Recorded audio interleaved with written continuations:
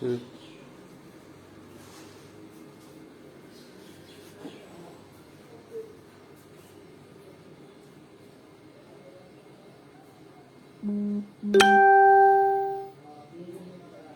বিসমিল্লাহির রহমানির রহিম।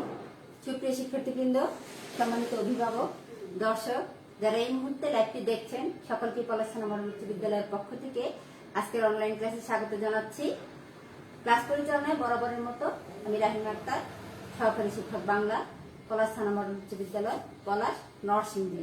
দুঃখিত, লাইভটি কেটে গিয়েছে, আসলে সাউন্ড সমস্যা ছিল, সেটা বুঝতে পারিনি। তো যাই হোক, অনেকক্ষণ ক্লাস হয়ে গিয়েছিল। এই সমস্ত মানে ত্রুটির জন্য আসলে মনটা একটু ইয়া হয়ে যায়, অনেক কষ্ট করে লাইভে আসতে হয়। তো যাই হোক, আমরা আবার ক্লাসে একটু ফিরে যাই। আমরা পড়ছিলাম নবম দশম শ্রেণীর বাংলা দ্বিতীয় পত্র বিষয়। তো তোমরা বই খাতা কলমে একটু প্রস্তুত হয়ে যাও। আর আশা করছি তোমরা সকলেই ভালো আছো, সুস্থ আছো, নিরাপদে ঘরে আছো। আলহামদুলিল্লাহ, আমরাও ভালো আছি।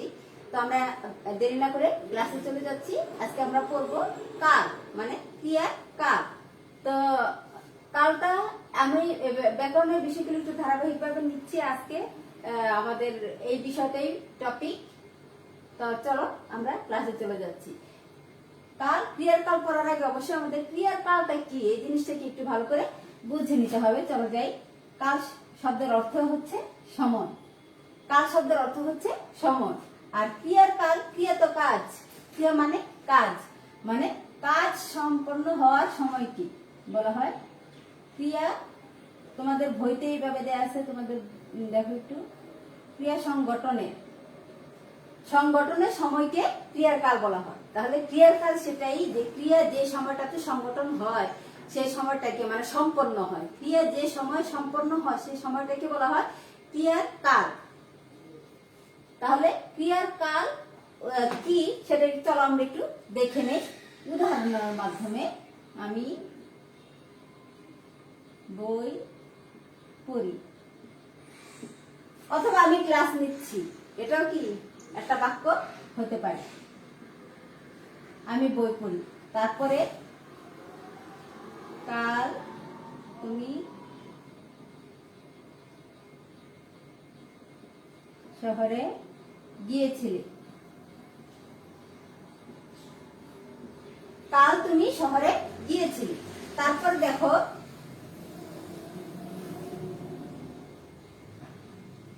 আগামীকাল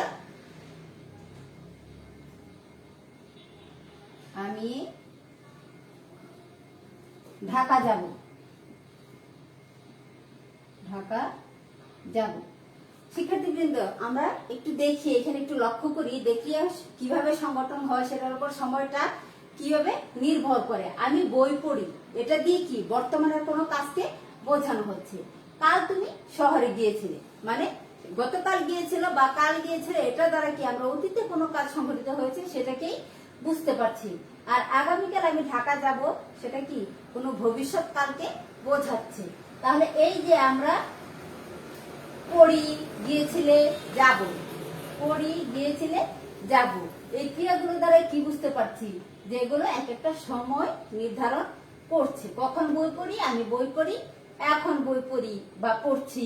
কাল তুমি শহরে গিয়েছিলে, মানে কি কখন গিয়েছিলে, গতকাল গিয়েছিলে বা কাল গিয়েছিলে। আবার ঢাকা যাব, কখন ঢাকা যাবে সেটা কি আগামীকাল, মানে ভবিষ্যৎ কালকে কি নির্দেশ করছে। তাহলে এইভাবে কি আমরা কালগুলো বুঝতে পারি যে কোন সময়ে কে বলা হয়েছে। তো এই যে এখানে আমি তিনটা উদাহরণ দিলাম, এইভাবে কি কালকে তিনটা ভাগে ভাগ করা হয়েছে। কালকে তিন ভাগে ভাগ করা হয়েছে। এগুলো হচ্ছে বর্তমান, অতীত, ভবিষ্যৎ। তাহলে কালকে কয় ভাগে ভাগ করা হয়েছে? তিন ভাগে। কাল কাকে বলে? ক্রিয়া সংগঠনের সময়কে কাল বলা হয়।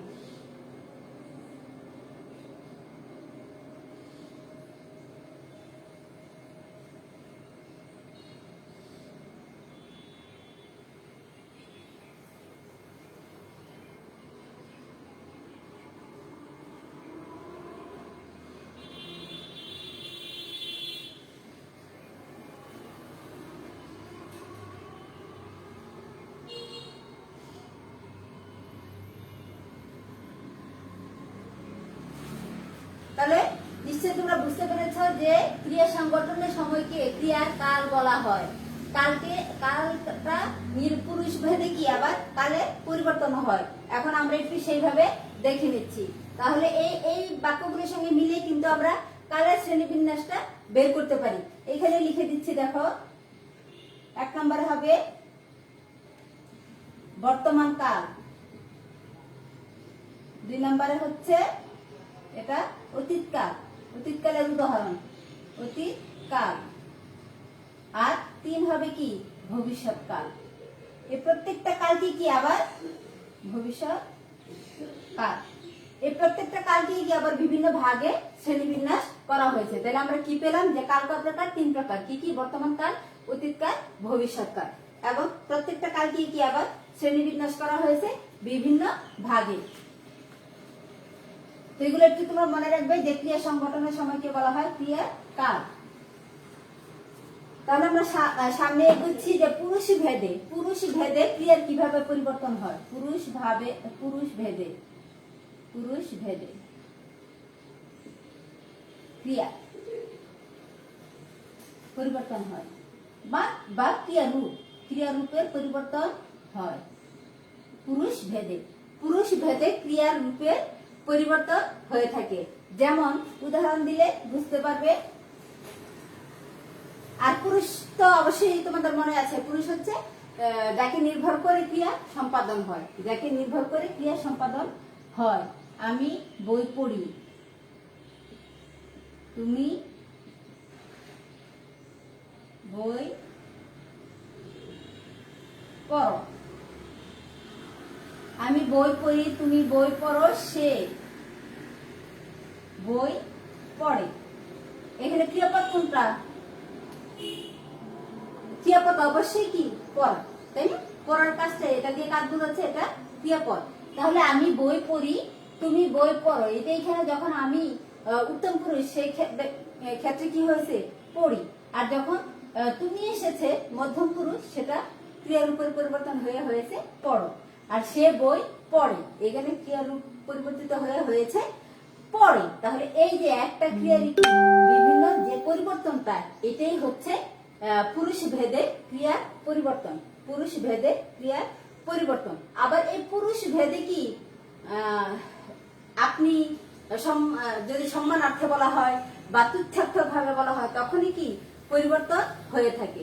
যদি সম্ভ্রম সম্মানার্থে ব্যবহার করা হয়, তুচ্ছার্থক ভাবে ব্যবহার করা হয়, এইভাবে কি পুরুষে পরিবর্তন হয়ে থাকে। উত্তম পুরুষে এইভাবে পরিবর্তন হবে না। মধ্যম পুরুষ এবং নাম পুরুষে কি পরিবর্তন হয়। যেমন মধ্যম পুরুষে দেওয়া আছে তুমি বই পড়ো। তাহলে এটা যদি আমরা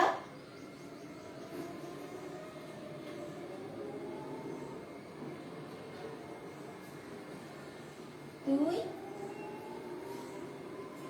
বই পড়, তুচ্ছার্থকভাবে বলে কি হয়? পরিবর্তন হয়েছে যে তুই বই পড়, এখানে কি তুচ্ছার্থক ভাবে এটা হয়েছে। তারপরে হচ্ছে সম্মানার্থে যদি আমরা বলি আপনি বই পড়েন,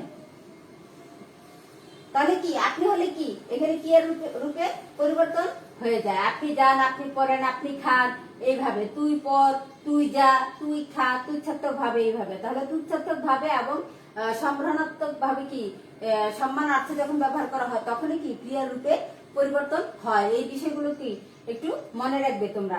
এইভাবে কি আবার বচন ভেদে কি কখনো ক্রিয়ার রূপের পরিবর্তন হয় না। পুরুষ ভেদে হয় সম্মানার্থে এবং তুচ্ছার্থক ভাবেও কি পরিবর্তন হয়, কিন্তু বচন ভেদে কি পরিবর্তন হয় না। যেমন আমি বই পড়ি, এখানে কি আমরা বহুবচন বাচক শব্দ দিলাম, আমরা বই পড়ি। ক্রিয়ার রূপ কিন্তু একই আছে, তাই না? এখানে আমরা কি দেখতে পাচ্ছি? আমি দিলে যা থাকে, আমরা দিলে কি ক্রিয়ার রূপ একই থাকে। তুমি বই পড়ো, তোমরা বই পড়ো, এইভাবেই হয়ে থাকে। আপনি বই পড়েন, আপনারা বই পড়েন, এইভাবে কি আপনারা করেন, আপনারা যান, এইভাবে কি যখন মানে ক্রিয়ার রূপ বহুবচন বচন ভেদে, মানে বচন ভেদে কি ক্রিয়ার রূপের কোনো পরিবর্তন নাই। পুরুষ ভেদে হয়ে থাকে, বচন ভেদে কি এর কোনো পরিবর্তন হয় না ক্রিয়ার রূপে। তাহলে শিক্ষার্থী, কিন্তু আমরা যে বলেছিলাম যে কালকে বিভিন্ন ভাগে ভাগ করা হয়েছে, প্রত্যেকটা ভাগকে কি আবার আরো কয়েকটা শ্রেণীতে ভাগ করা হয়েছে। তো প্রথমে আমরা বর্তমান কালটা আজকে একটু শ্রেণী বিন্যাসটা দেখিয়ে দিচ্ছি। বর্তমান কাল, কালে বর্তমান রূপ, বর্তমান কাল। এই বর্তমান কালটাকে কয়েকটা ভাগে ভাগ করা হয়েছে। ভাগগুলো হচ্ছে সাধারণ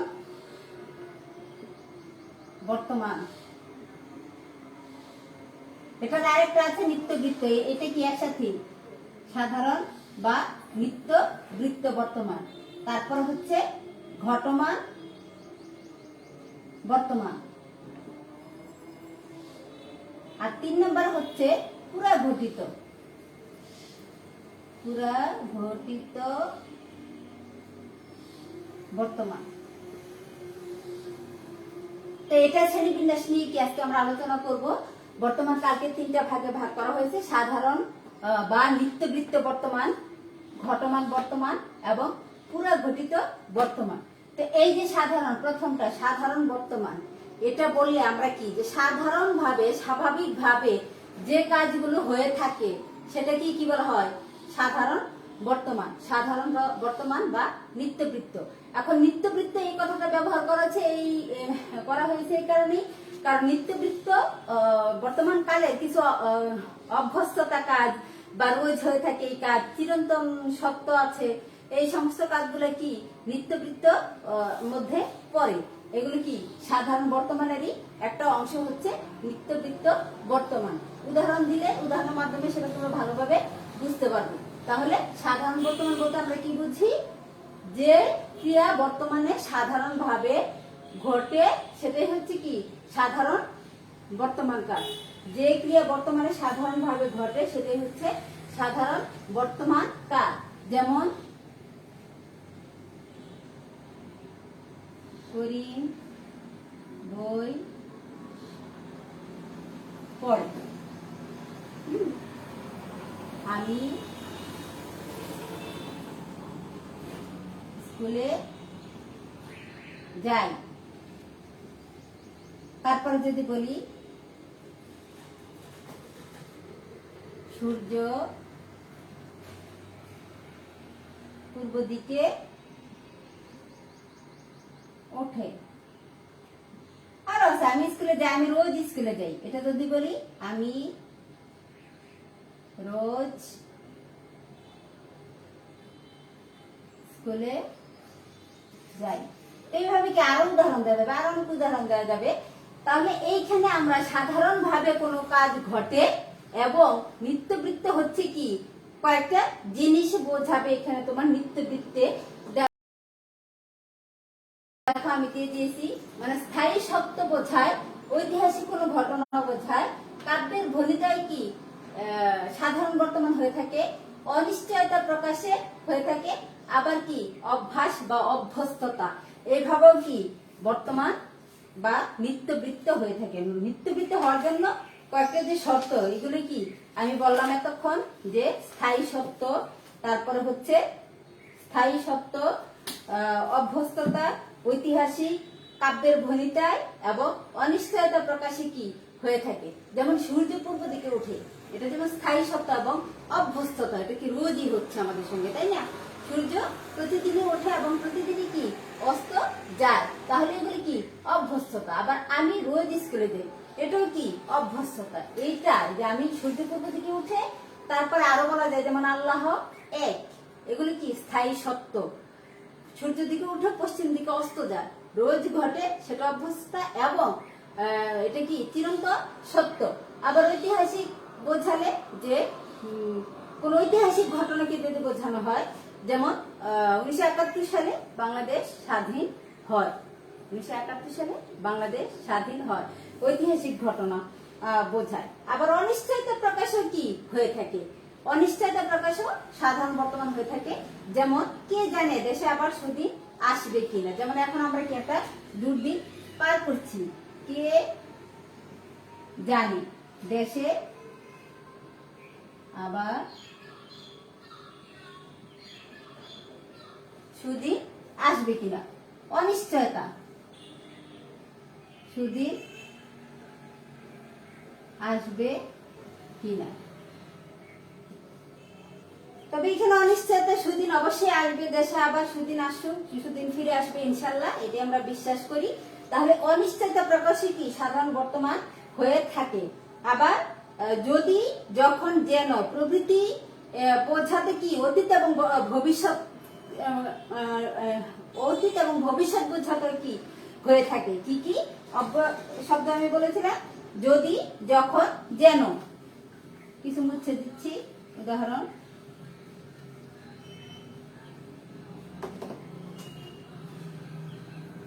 যদি, যদি, তারপর হচ্ছে যখন, যেন ইত্যাদি শব্দের প্রয়োগে কি অতীত ও ভবিষ্যৎ কাল কালের বর্তমান রূপ হয়ে থাকে। যেমন বৃষ্টি যদি আসে, উদাহরণ দিলে বুঝতে পারবে। বৃষ্টি যদি আসে, আমি বাড়ি চলে যাব। বৃষ্টি যদি আসে, আমি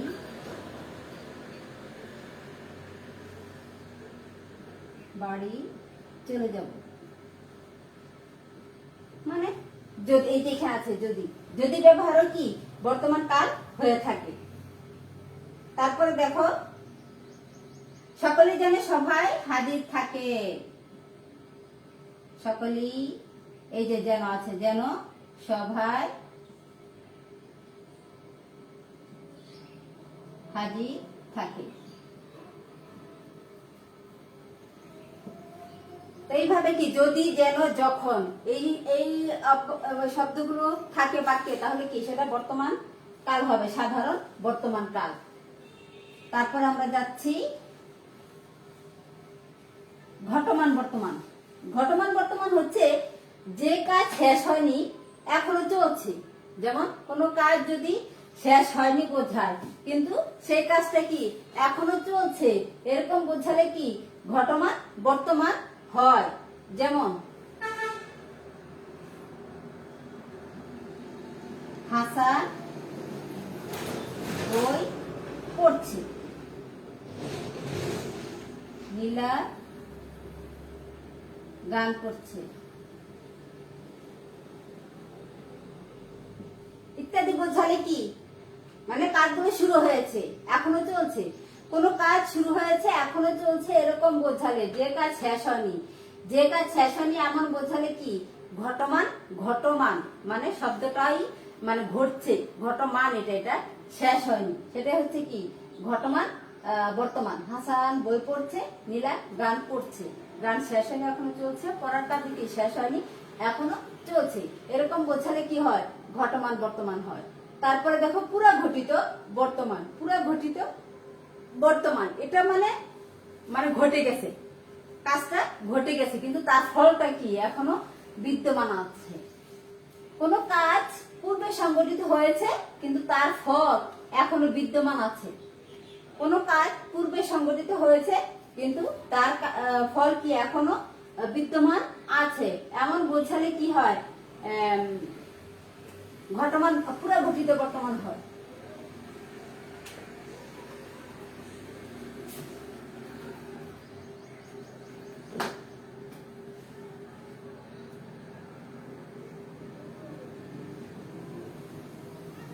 পুরা ঘটিত বর্তমান, যে ক্রিয়া পূর্বে শেষ হয়েছে কিন্তু তার ফল এখনো বিদ্যমান, এরকম বোঝালে কি পুরা ঘটিত হয়। যেমন আমি পরীক্ষায় উত্তীর্ণ হয়েছি বা পাস করেছি। এই যে পরীক্ষার কাজটা কিন্তু আগে হয়ে গেছে, হ্যাঁ, আর ফলটা কি প্রকাশ হয়েছে এখন, মানে উত্তীর্ণ হয়েছি, এটার ফলটা এখন বিদ্যমান আছে। এটা হচ্ছে কি পুরো ঘটিত বর্তমান কালের উদাহরণ। এরপরে আরো আছে, এতক্ষণ আমি অঙ্ক করেছি, এতক্ষণ আমি অঙ্ক করেছি, মানে একটু আগে করেছি, এতক্ষণ মানে কিছুক্ষণ আগে আমি করেছি, কিন্তু সেটার ফলটা কি বিদ্যমান আছে, এরকম বোঝালে পুরো ঘটিত বর্তমান হয়। আমি পরীক্ষা উত্তীর্ণ হয়েছি, এতক্ষণ আমি অঙ্ক করেছি। তাহলে শিক্ষার্থীবৃন্দ, আজকে এ পর্যন্তই। আমরা বর্তমান কালের যে তিনটা ভাগ সেই সম্পর্কে কি আলোচনা করলাম, আর আগামী ক্লাসে আমি অতীতকাল এবং ভবিষ্যৎকাল নিয়ে ক্লাস করব। তো আশা করছি তোমরা বুঝতে পেরেছ। আরেকবার একটু দেখে নিচ্ছি আমরা যে আজকে আমরা কি কি পড়লাম। কাল কাকে বলে, ক্রিয়ার কাল কি, ক্রিয়া সংগঠনের সময়কে ক্রিয়ার কাল বলা হয়। ক্রিয়া সংগঠনের উপর নির্ভর করে কালকে তিনটা ভাগে ভাগ করা হয়েছে, অতীত, বর্তমান, ভবিষ্যৎ। প্রত্যেকটা কালকে কি আবার বেশ কয়েকটা ভাগে ভাগ করা হয়েছে। তো আজকে আমি বর্তমান কালের শ্রেণীবিন্যাস নিয়ে আলোচনা করেছি। বর্তমান কালকে তিন ভাগে ভাগ করা, আবার এই কালের রূপের পরিবর্তনটা কি কিভাবে হয়ে থাকে সেটাও আলোচনা করেছি। পুরুষ ভেদে পরিবর্তন হয়, এবং এটা কি বাক্যে পুরুষ ভেদে সম্মানার্থে এবং তুচ্ছার্থক ভাবে কি পুরুষের ক্রিয়াপদের পরিবর্তন হয়ে থাকে, বচন ভেদে কোনো পরিবর্তন হয় না। আর প্রত্যেকটা বর্তমানকে আবার তিন ভাগে ভাগ করা হয়েছে, সাধারণ বর্তমান, ঘটমান বর্তমান, পুরোঘটিত বর্তমান। এগুলো আমি বুঝিয়ে দিয়েছি উদাহরণের মাধ্যমে। সাধারণ বর্তমান হচ্ছে যে ক্রিয়ার কাজ স্বাভাবিকভাবে হচ্ছে, সেটাকে সাধারণ বর্তমান, এবং এই নিত্যবৃত্তটা কি এটার সঙ্গেই রাখা হয়েছে, নিত্যবৃত্ত বর্তমান। তো নিত্যবৃত্ত দিয়ে কয়েকটা ইয়ার মাধ্যমে বোঝানো হয়, সেগুলিকে আমি বুঝিয়ে দিয়েছি। কি কি থাকলে আমরা বুঝে নেব যে এটা নিত্যবৃত্ত। কেন নিত্যবৃত্ত বলা হয়? যে কাজগুলোর স্থায়ী সত্য, তারপর ঐতিহাসিক ঘটনা বোঝালে এবং অভ্যস্ততা বোঝালে, তারপর হচ্ছে কাব্যের ভণিতায় কি সাধারণ বর্তমান হয়, আবার অনিশ্চয়তা প্রকাশে কি সাধারণ বর্তমান বা নিত্যবৃত্ত হয়ে থাকে। তো ঘটমান বর্তমান, যে ক্রিয়ার কাজ শুরু হয়েছে কিন্তু শেষ হয়নি, শেষ চলছে। ঘটমান মানে যে ক্রিয়া চলছে সেটাকে কি ঘটমান বর্তমান বলা হয়। যেমন আমি বই পড়ছি, নীলা গান করছে, সে ভাত খাচ্ছে, এরকম বোঝালে কি ঘটমান বর্তমান। আর পুরো ঘটিত বর্তমান হচ্ছে যে ক্রিয়া কাল পূর্বে সম্পন্ন হয়েছে কিন্তু তার ফল কি এখনো বিদ্যমান আছে, এরকম বোঝালে ঘটমান পুরো ঘটিত বর্তমান হয়। যেমন আমি পরীক্ষা উত্তীর্ণ হয়েছি, এতক্ষণ আমি অঙ্ক করেছি। এইগুলো হচ্ছে আমাদের পুরো ঘটিত বর্তমান কালের উদাহরণ। তো শিক্ষার্থীবৃন্দ, আবার পরবর্তী ক্লাসে দেখা হবে।